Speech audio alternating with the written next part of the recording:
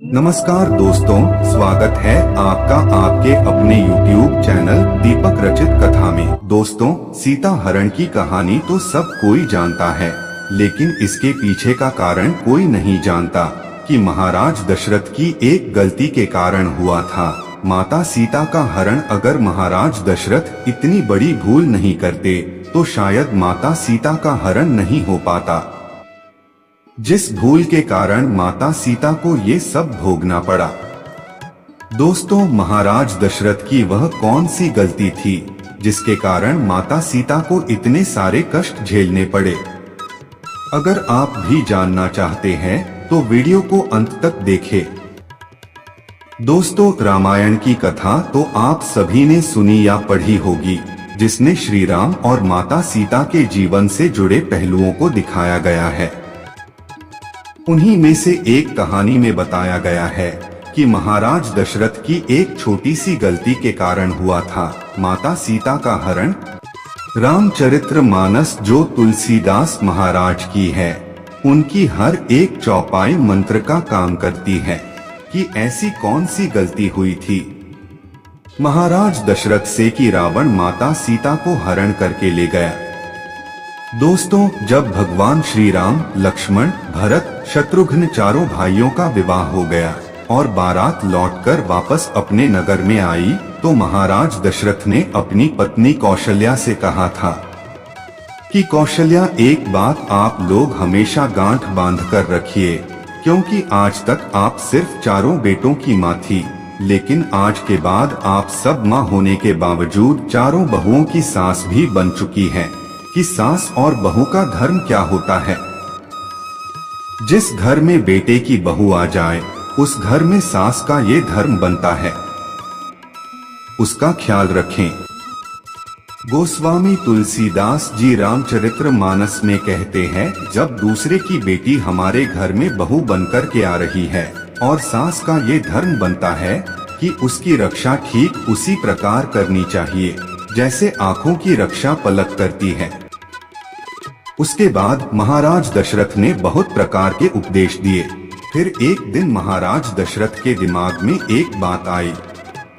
महाराज ने विचार किया कि क्यों ना मैं अपनी चारों बहुओं की परीक्षा ले लूं कि मेरी कौन सी बहू कितनी चतुर हैं, और चारों को पास में बुलाकर एक बात कही कि देखो बेटी, तुम चारों मेरी पुत्री के समान हो।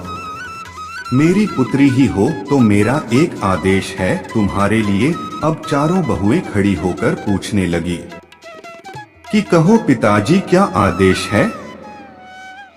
तब महाराज दशरथ ने कहा कि पुत्री, आज तुम चारों अलग अलग रसोई बनाओगी और फिर देखते हैं कि कौन बहू कितनी चतुर है और कितनी जल्दी खाना लाती है। अब चारों बहुएं वहां से चली गई।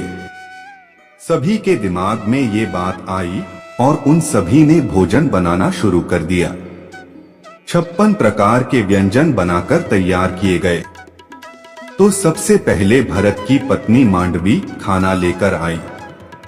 उन्होंने बहुत अच्छे से थाली को सजा लिया और ले जाकर थाली महाराज दशरथ के सामने रख दी। दोस्तों, जिस चौकी पर महाराज दशरथ बैठे हुए थे, वहीं उन्होंने थाली ले जाकर रख दी और कहा, पिताजी भोजन करिए। लेकिन मांडवी एक चीज भूल गई थी कि खाना खाने वाले को खाना देने से पहले पानी भी दिया जाता है। महाराज दशरथ ने मांडवी के हाथ से भोजन की थाली ले ली और वहीं पर रख ली और बोले, बेटा आप जाओ, हम थोड़ी देर में भोजन कर लेंगे। फिर दोस्तों, तब तक लक्ष्मण की पत्नी उर्मिला चली आई।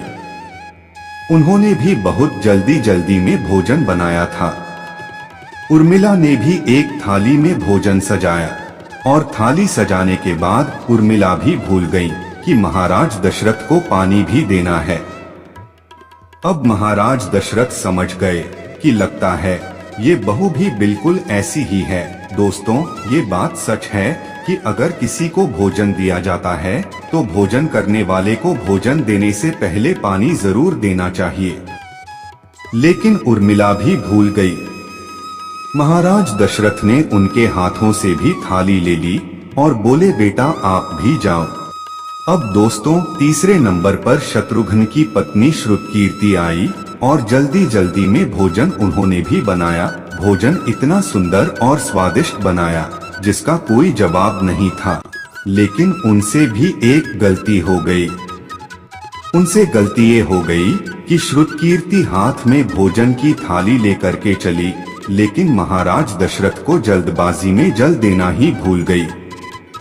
अब महाराज दशरथ ने श्रुतकीर्ति के हाथ से भी भोजन की थाली ले ली और वहीं पर रख ली, और वहीं पर रखने के बाद कहा कि पुत्री आप भी जाइए।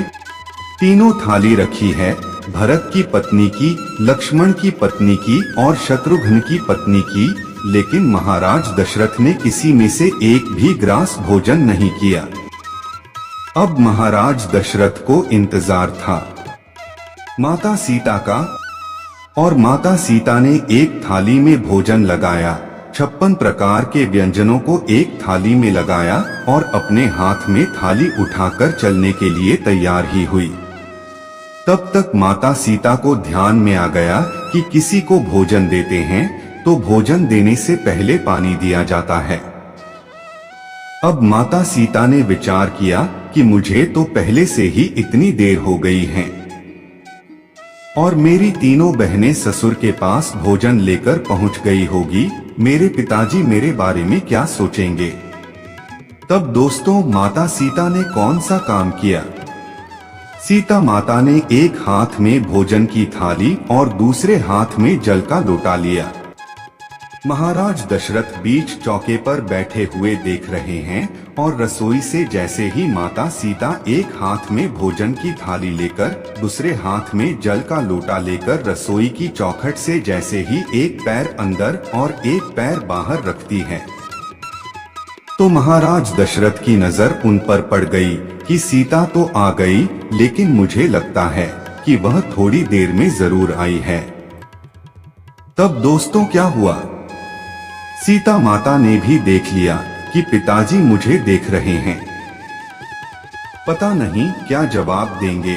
ऐसे विचार सोचती हुई माता सीता चली आई। तब तक क्या हुआ दोस्तों, थोड़ा सा हवा का झोंका आया और हवा के साथ एक तिनका उड़ता हुआ आ रहा था। ऐसे में महाराज की निगाह सीता के ऊपर थी और सीता की निगाह उस तिनके के ऊपर। माता सीता तिनके को देखकर सोच रही है कि अब मैं क्या करूं। इतने में ही दोस्तों वो तिनका उड़कर खाने की थाली में गिर गया। अब माता सीता सोचने लगी कि अब मैं क्या करूं। अगर ये थाली पिताजी को दूंगी तो पिताजी कहेंगे कि ये कितनी पागल है, ये तिनका पता नहीं कहां से उड़कर आया है और भोजन अशुद्ध हो गया है। और अगर मैं वापस जाती हूँ तो पिताजी कहेंगे कि एक तो ये आई इतनी देर से और अब पता नहीं क्या भूल गई है कि दोबारा लेने गई है। मेरे एक हाथ में तो थाली है और एक हाथ में जल का लोटा, अब इस तिनके को उठाऊं तो उठाऊं कैसे। पहले सभी की दृष्टि में इतना तेज होता था जैसे भगवान भोलेनाथ बाबा ने अपने तीसरे नेत्र की दृष्टि को कामदेव के ऊपर डाल दिया था, तो कामदेव को जलाकर राख कर दिया था। अब दोस्तों महाराज दशरथ ने अपनी आंखों से ये सब देख लिया। अब महाराज दशरथ के सामने माता सीता ने जाकर के जल का लोटा रखा और थाली हाथ में लेकर के पिताजी की तरफ की और बोली, पिताजी भोजन करो। महाराज दशरथ ने थाली हाथ में ले ली और थाली हाथ में लेकर थाली को रख दिया। तब महाराज दशरथ से माता सीता ने कहा, पिताजी कोई गलती हो गई है, मुझसे आप भोजन क्यों नहीं कर रहे हैं। तो महाराज दशरथ ने कहा, पुत्री सीता मैं तेरे हाथ का भोजन नहीं करूंगा। तब महाराज दशरथ ने कहा, पुत्री मैं तुम्हारे हाथ का भोजन नहीं कर सकता। माता सीता ने कहा, क्यों नहीं करेंगे पिताजी। तब महाराज दशरथ ने कहा, पुत्री मैं तुम्हारे हाथ का भोजन तब तक नहीं करूंगा जब तक तुम मुझे एक वचन नहीं दोगी। माता सीता ने कहा, आप जो कहेंगे, जो वचन मुझसे मांगेंगे मैं दे दूंगी, लेकिन पहले अब भोजन कीजिए। महाराज दशरथ ने कहा, पुत्री तेरे हाथ का भोजन तो कर लूंगा, लेकिन मैं यह वचन लेना चाहता हूँ कि तू आज इसी समय मेरे सामने खड़े होकर ये एक प्रतिज्ञा कर। सीता माता ने पूछा, कौन सी प्रतिज्ञा? तो आज तुम मुझे वचन दें कि तू आज के बाद कभी भी किसी के ऊपर अपनी दृष्टि नहीं डालेगी। माता सीता उसी समय अपने ससुर महाराज को यह वचन देती है कि पिताजी आप चिंता ना करिए, अगर आप ऐसा ही सोचते हैं तो मैं ये वचन देती हूँ। अच्छा दोस्तों, अब सवाल आता है कि महाराज दशरथ ने वचन लिया ही क्यों? महाराज दशरथ समझते थे कि मेरे सबसे बड़े पुत्र जो राम है वो थोड़े सुशील सज्जन है, तो अगर किसी दिन पति पत्नी में कोई अनबन हो गई और अगर सीता को क्रोध आ गया तो क्रोध में आकर आंखों की दृष्टि को अगर मेरे पुत्र के ऊपर डाल दिया तो मेरे 3 ही पुत्र रह जाएंगे। तो दोस्तों, जिस समय माता सीता लंका में थी रावण के यहाँ, तो जब दोस्तों रावण सीता को धमका रहा होता था, एक बार मेरी तरफ देख, तो माता सीता एक तिनके की तरफ देखकर सोचती हैं कि अरे तिनके, अगर उस दिन तू मेरा बैरी ना हुआ होता, मेरे पिता समान ससुर मुझसे ये वचन ना लेते, तो शायद आज ये रावण मुझे ना धमका रहा होता, इसे मैं कब का जलाकर राख बना देती। तो दोस्तों, महाराज दशरथ की इस गलती के कारण सीता जी रावण की कैद से खुद को मुक्त नहीं करवा सकी।